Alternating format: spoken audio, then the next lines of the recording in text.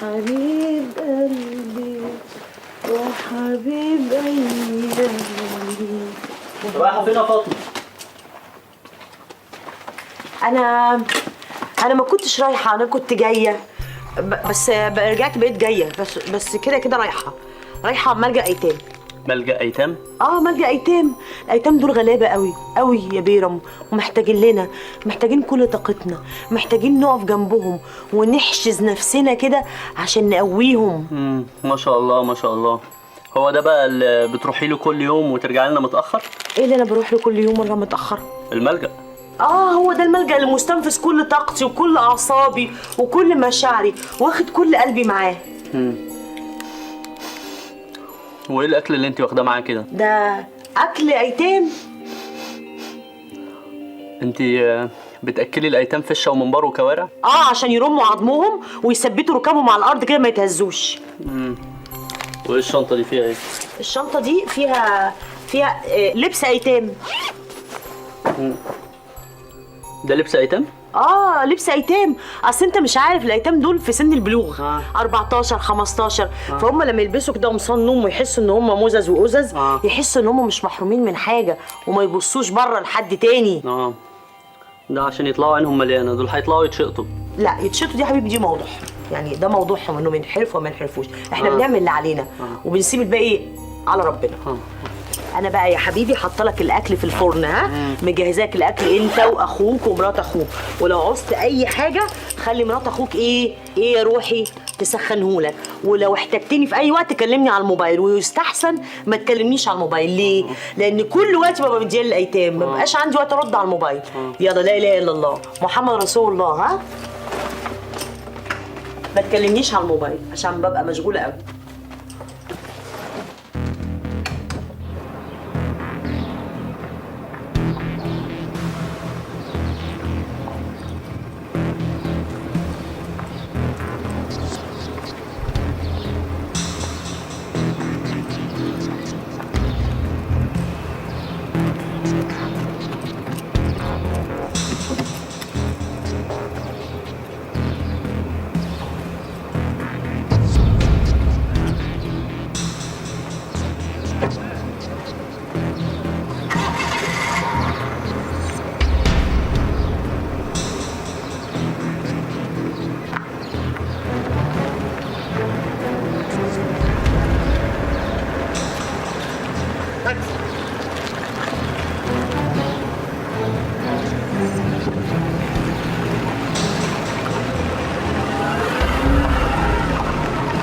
ايوه يا صالح باشا، مدام الفيل نزلت من بيتها.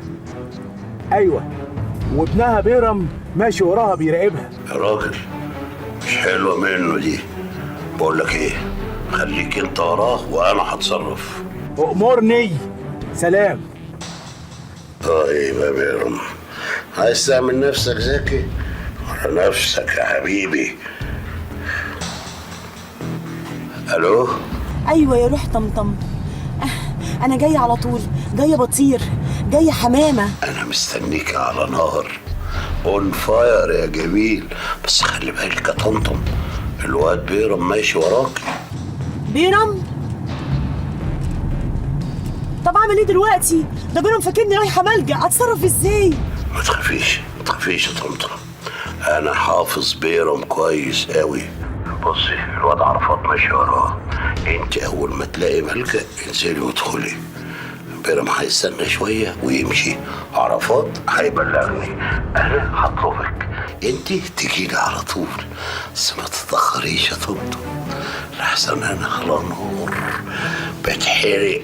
اتحرق على مهلك، اتحرق بالراحه واحده واحده، اوعى تطلع دخان، انا جايه على طول.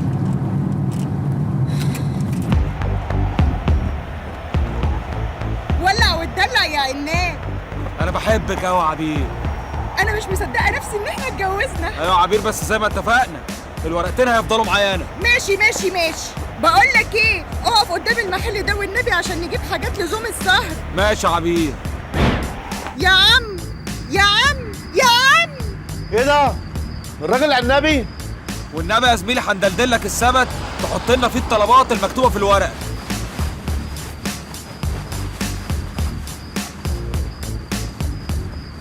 هتلاقي ورقة الطلبات موجودة في السبت.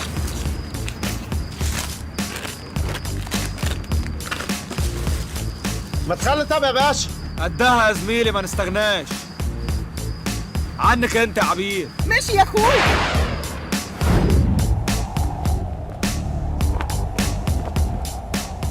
بتطير ومش بتطير. اكتمها يا بنت، انا مش عايز اسمع صوتك. قال على رأي المثل تاخدي بتطير يطلع قطة في السرير. انا قلت لك يا عبير بمر بوعكه نفسيه. وانا ايه اللي يجبرني على كده؟ انا ست وليا احتياجاتي.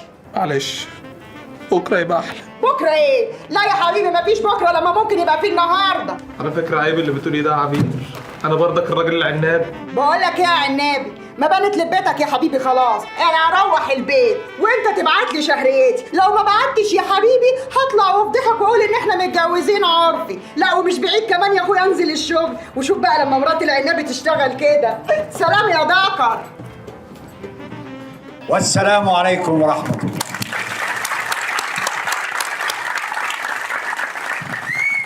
الشرطي والشرناطي انا هديهم صوتي. الشرطي والشرناطي انا هديهم صوتي. الشرطي والشرناطي انا هديهم صوتي. الشرطي والشرناطي انا هديهم صوتي.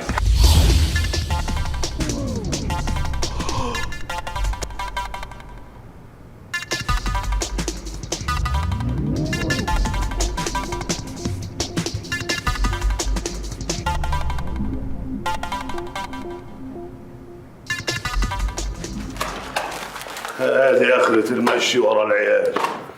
اهدى بس اقعد عشان نعرف نتكلم. اهدى ازاي؟ وهنتكلم في ايه؟ الزفت العنابي بتاعك اللي انت جبتهولي عشان يسندني في الانتخابات هو اللي هيغرقني. كل يوم يا يجيلي سكران يا يجيلي ملبوسه مش لابس حاجه خالص يا يجيلي نايم. وفي ايه بالظبط؟ في ايه؟ هو فعلا ابتدى يهنج. ايه؟ يهنج ابتدى يفتح بقه ده لان بقاله فتره ما اتعملوش صيانه. سيبهولي يومين وانا هرجعه لك فابريكا زي ما استلمته. فابريكة ايه؟ انت ما بتقراش جرايد؟ اقرا جورنال مكتوب فيه ايه؟ الراجل الشرطي شغال الله ينور، الشرنقوطي في الطالع والعبد لله في النازل. عارف ليه؟ لان الداخليه وراها رجاله بجد، انما انا في ظهري شويه عيال. انت عمال تقول عيال كتير وانا ساكت، لو سمحت اتكلم معايا كويس. وليك عين ترد ولا؟